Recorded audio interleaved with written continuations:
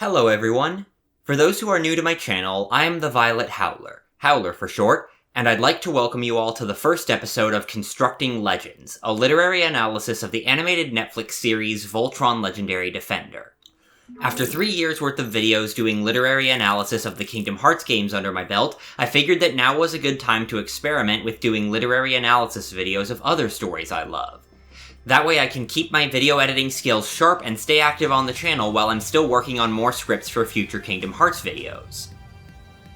The 2016 Voltron reboot on Netflix was one of the major influences on the analysis I did for Kingdom Hearts, both in terms of inspiring me to analyze the games at all, and in terms of the perspective that I analyze them from. So even before I decided to do analysis videos for stories besides Kingdom Hearts at all, I knew that when I did, VLD would be my first pick of what story to do when I made that decision. But another reason I wanted to do analysis videos about Voltron was to spread some appreciation for the thought, passion, and effort that went into it that large portions of the fandom have tended to overlook in their disappointment and anger over the final season. Which is something I felt important to acknowledge and address before I start laying out my analysis of the series. Voltron Legendary Defender is infamous for how the final season was a mess on multiple levels, in large part because of how disconnected it was from the themes and tone of the previous seasons. The final season was so widely hated that even 6 years later it still has an audience score of 6% on Rotten Tomatoes, and has been compared by fans to Game of Thrones and Star Wars The Rise of Skywalker in terms of audience disappointment with the finale of a series. When the finale of Voltron came out, many critics praised the season and dismissed all criticism as just angry shippers bitter that their OTP didn't become canon. But the problems with the final season go far, far deeper than which characters get together. Plotlines, characters, and themes that are given significant focus and setup in the first half of the season completely disappear in the second half without them ever being resolved or addressed by the narrative ever again. From the redemption of former enemies Zethrid and Ezor and their reconciliation with their fellow General Aksha, all of whom disappear from the plot halfway through the season, to the army of Alteans who sided with Unnerva because they were angry with Voltron for supposedly killing Lotor, but outside of Merla and the other Robeast pilots are completely absent from the final battle and are suddenly living in peace with everyone afterwards. Shira went from being a core member of the team who took an active role in the plot to staying on the sidelines as mission control and barely interacting with his team at all outside of that context, to the point where his only reaction to Zethrid pointing a gun at someone standing right next to him is to just stand there and gasp quietly with a shocked expression on his face. And this reduction in focus appeared to have coincided with the reveal in Season 7 that he was gay. Meanwhile, Allura's decisions throughout the season are constantly questioned and challenged by her own allies, despite the fact that the narrative shows that her choices were ultimately correct. And then at the end of the series, she sacrifices her life in order to undo the damage Unnerva did to the multiverse, but without the show ever justifying why her death was necessary to accomplish that. And the fact that she spends the entire season melancholy and depressed over everything she's lost has resulted in many fans feeling that her death came across as a suicide rather than the noble sacrifice that the other characters treated as. And all of this is without even touching on the mess that is what happened with Prince Lotor. The first half of the season laid the groundwork for a reconciliation between him and Voltron. We got a whole episode showing his tragic backstory and emphasizing how much he was abused and neglected by both of his parents, which was followed by not one, but 2 consecutive episodes showing how other characters and civilizations have suffered as a consequence of Team Voltron's decision to abandon him in the Quintessence Field. The episode where he finally comes back has him hold back from attacking when he recognizes Allura, showing that he still cares about her even after their falling out in Season 6. Then 2 episodes later, Allura absorbs the Rift Entity into herself and sees a vision of Lotor telling her to follow him, followed by an image of Voltron hovering in front of the Altean colony planet and its moons before the screen whites out. After which Allura falls unconscious for 2 days and wakes up somehow knowing with certainty that the Rift Entity can be used to enter another person's mind over long distances and how to do so, which implies that those 2 days unconscious were spent inside Lotor's mind. But in the episode after Allura wakes up, we're suddenly led to believe that Lotor's been dead all along, complete with a shot of his corpse melted to his pilot chair. Meanwhile, his parents get to atone for their millennia of atrocities and reunite happily in the afterlife despite Unnerva showing no remorse for any of the harm she'd done to either her son or to the universe at large. But all we got for Lotor were comments about how he deserved better and was misguided but ultimately wanted to preserve life. Many fans of the series tried to make sense of why the final season had gone in the direction it did as a way to cope with their pain and frustration over how the characters they become attached to were treated. But in the process, a lot of the explanations I saw being pushed at the time demonstrated at best a lack of understanding of how the animation industry worked, and at worst a desire to take their anger out on a convenient scapegoat without any regard for actual facts.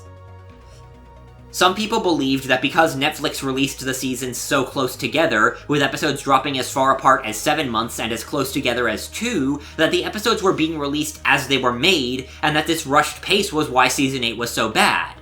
Which ignores the fact that the show started production in summer 2014, the fact that the seasons being broken up the way they were was a decision made by Netflix, the fact that the show was produced as 3 batches of 26 episodes each, and the fact that production was working on the second batch, which included the episodes that became Season 4 on Netflix, long before any episodes had even aired. Which means that the reality of the show's production was not 8 seasons made in 2 years like some fans claim, but instead 3 seasons made in 4 years. Meanwhile, the rest of the fandom was quick to heap all blame for how the season turned out on showrunners Lauren Montgomery and Joaquim Dos Santos. Many accused them of being malicious bigots who deliberately set out to hurt the fandom, while others portrayed them as incompetent morons who didn't know how to tell stories and only lucked into the previous seasons being as good as they were by accident. While they were not the only people involved in the show's writing, their visibility at conventions and in interviews about the show made them a convenient target for fans to harass and send death threats to. Not that that was any different than how fans had been treating them for the 2 years before that, but if I started talking about how the fandom treated the showrunners, we'd be here all day. From the first time I watched Season 8, it was immediately clear to me that something screwy had gone down behind the scenes. If nothing else, I was confident that Shiro and his bonds with the rest of the cast being sidelined was almost certainly the result of some executive trying to no-homo the other dudes in the main cast, lest their audience think that any of them might not be straight either. The flashbacks in Season 7 that revealed Shiro was queer had originally been planned to be featured in what was Season 2 on Netflix, where the episode featuring Shiro and Keith stuck on an alien planet together would have been intercut with flashbacks to their backstory and how they met. However, the flashback of Shiro's breakup with his ex-boyfriend was removed from that episode specifically because one of the higher-ups objected to the writer's desire to include LGBTQ representation. And when the flashbacks were finally reworked into Season 7, the fight over whether they'd be allowed to portray Shiro and Adam as a couple instead of just friends lasted until literally the exact day the season released. Which we know because we ended up with both versions of the audio for that scene when the episode first went up on Netflix. You know how important this is to me. It's worth the risk. Takashi, how important am I to you? Every mission, every drill, I've been right there with you. But this is more than a mission. This is your life at stake. Don't start that again, Adam. You don't need to protect me. This is something I need to do for myself. There's nothing left for you to prove. You've broken every record there is to break. I know I can't stop you, but I won't go through this again. So if you decide to go, don't expect me to be here when you get back. I've got a class to teach. You know how important this is to me. It's worth the risk. Takashi, we've been flight partners for over 4 years now. Every mission, every drill, I've been right there with you. But this is more than a mission. This is your life at stake. Don't start that again, Adam. You don't need to protect me. This is something I need to do for myself. There's nothing left for you to prove. You've broken every record there is to break. Listen, I know I can't stop you, but you're my best friend, so I at least have to try. Please, for your own good, don't go on that mission. I've got a class to teach. But even beyond that gut feeling, more and more comments emerged from the people who made the show that pointed fingers at someone higher up the food chain than the showrunners. When an Instagram post thanking the cast and crew for their hard work got comments trashing the showrunners, Tyler Labine, voice of Hunk, replied that sometimes the showrunners aren't always free to do the things they want, saying that there's always someone more powerful with lore control keeping the gates shut. The showrunners themselves did a video interview with Sci-Fi on YouTube that went up the day the season released, where Lauren Montgomery said that our visions were not the only visions going into this show. And so where we thought we would end up was not always exactly how we were going to end up. And the day before, the trailer for Season 8 that had been screened at New York Comic Con 2018 back in October was uploaded on YouTube with a description labeling the trailer as the production team's take on the final season. Which is a curious thing to make a distinction about, given that Joaquin Dos Santos shared the trailer on his Instagram that same day, specifying that the trailer was put together a ways back.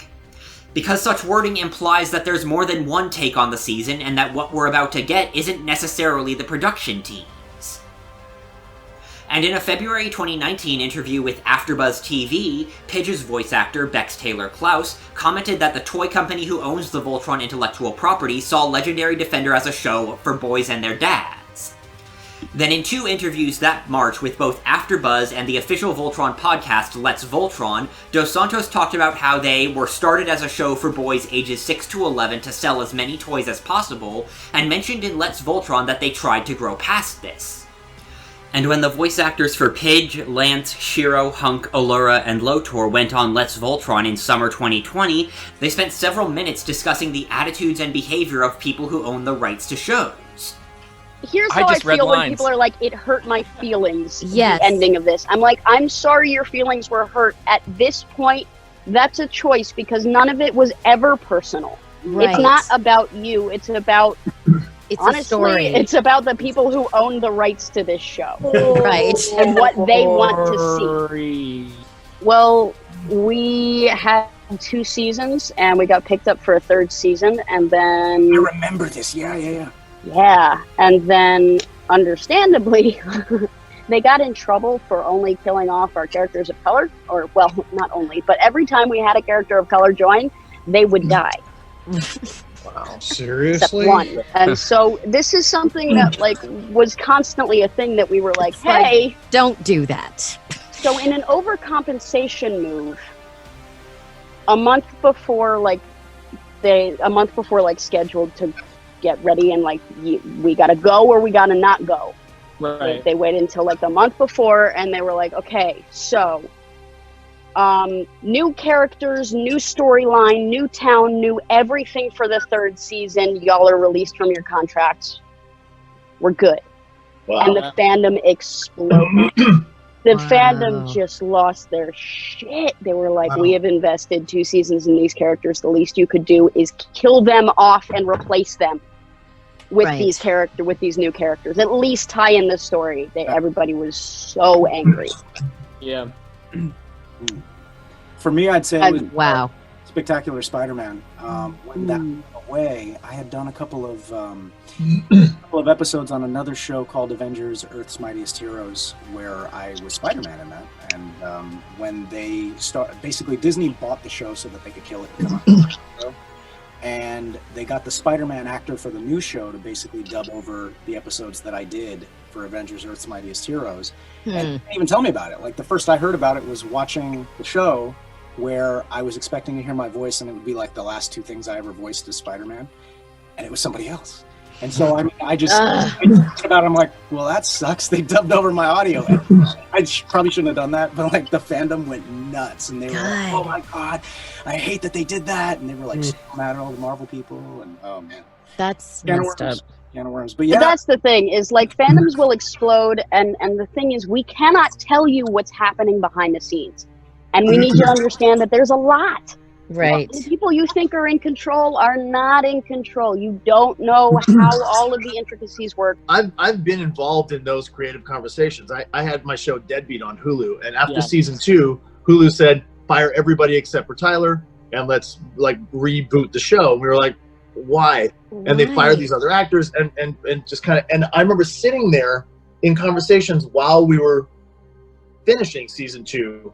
Because I was the executive producer on the show, where the people, the powers that be, and the way they talk about the audience is so dismissive. it couldn't matter less that the people have invested time or energy or whatever. It's just like, and like, they won't even notice. I mean, it's literally that ignorant. They're kind of like, people, they'll be mad for an episode, and then they'll be like, oh, I don't even remember what that other actor looked like. It's like, have you ever watched TV? Have you ever watched a movie? Have you ever what watched it's like to enjoy a performance single by somebody? show? Yeah. It's like the people with the money, I think, are just like a different ilk. You know, they just don't get it. They don't understand what it's like to be a fan. From the very beginning, the marketing for Legendary Defender never tried to favor one demographic over another or prioritize selling toys. So the idea that Voltron is meant to be a show for 6-year-old boys was inconsistent with not only the modern show's marketing, but also the cast and crew's view of their own audience. However, it does line up with some comments made in a 2012 interview with Let's Voltron by Bob Koplar, the current head of World Events Productions, the company that owns the Voltron brand and produced the original show back in the 80s. In their March 2019 interview, Joaquim Dos Santos even stated that World Events definitely had a say in the creative direction of their series, and that DreamWorks was incredibly supportive, but pushback on things like queer representation came from other controlling parties.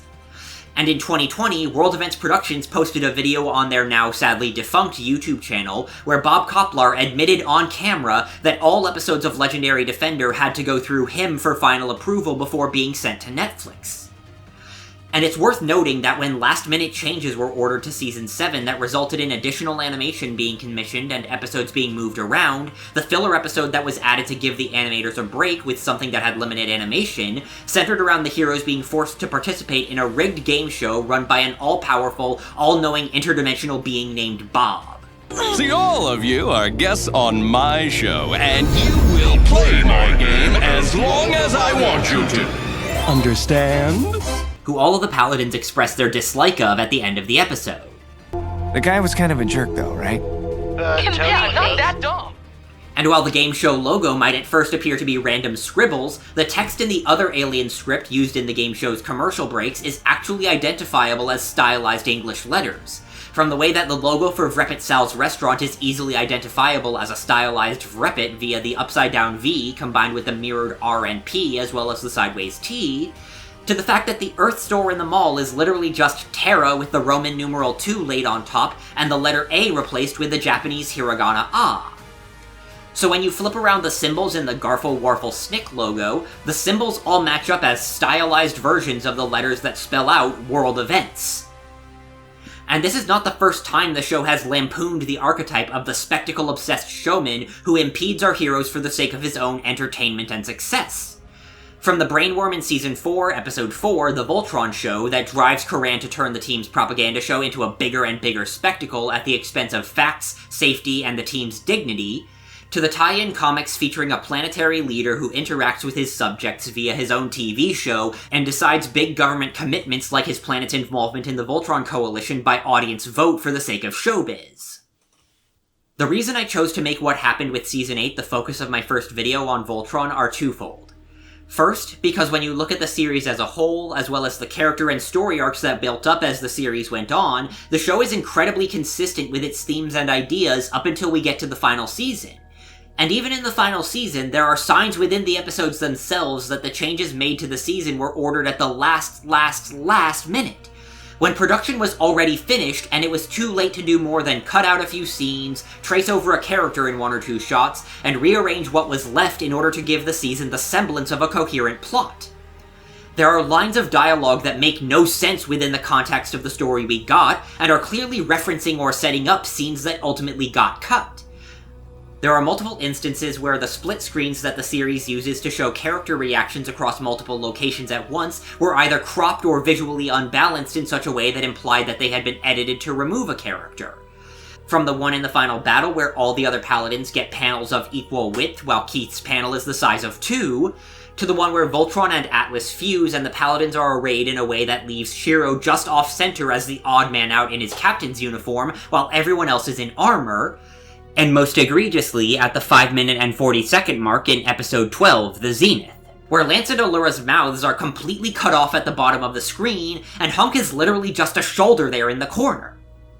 While we do sometimes get parts of a character like a chin or the top of their head cut off by the edge of the frame, it has never been to the extent that we can't see their facial expression at all. And on top of all this, there are multiple instances in the final 3 episodes where characters were off-model in ways that lined up with them being traced and edited over a different character entirely. From Matt's appearance in the epilogue ditching his rebel uniform for the outfit worn by the Paladins and Atlas crew, changing the shape of his face and nose, shrinking his eyebrows, and cutting his hair so short that he looks more like they drew Lance and then swapped the colors, to Shiro randomly having a flap of skin on the back of his knuckles as Allura approaches Unnerva in the final episode. As if someone had traced over a completely different outfit than the custom Garrison uniform that he's been wearing almost all season, something with more protection near the wrist, like the Black Paladin armor that disappeared halfway through Season 7, or Lotor's arm gauntlets. The Shiro example has even been supported by his voice actor Josh Keaton, who reacted to a fan edit joking about it by publicly liking a reply from the original poster calling that shot of Shiro traced over Lotor. And that's not even getting into other edits, like the shot where Lotor and the original Paladins appear to welcome Allura and Unnerva into the afterlife in the final episode, where if you look closely you can tell that Lotor doesn't have his own shadow, and that his appearance is a dead ringer for his stock photo with one of the legs slightly warped. As if they literally just pasted that stock photo into a shot Lotor wasn't intended to be in, and photoshopped his leg a little to camouflage that fact. So it's easy to see these glaring signs of editing within the episodes themselves in combination with the plot threads, themes, and character arcs that were left hanging to make a pretty solid educated guess about what scenes were cut or removed and what the original endgame was. When the fan campaign to uncover what happened to the final season began, our detractors insisted that these were just ordinary editing mistakes and didn't mean anything. And it's true that in any animated work, there's bound to be goof-ups that didn't get caught until it was too late to fix. But if these were random mistakes, they wouldn't be increasing in frequency the closer we got to the end of the season.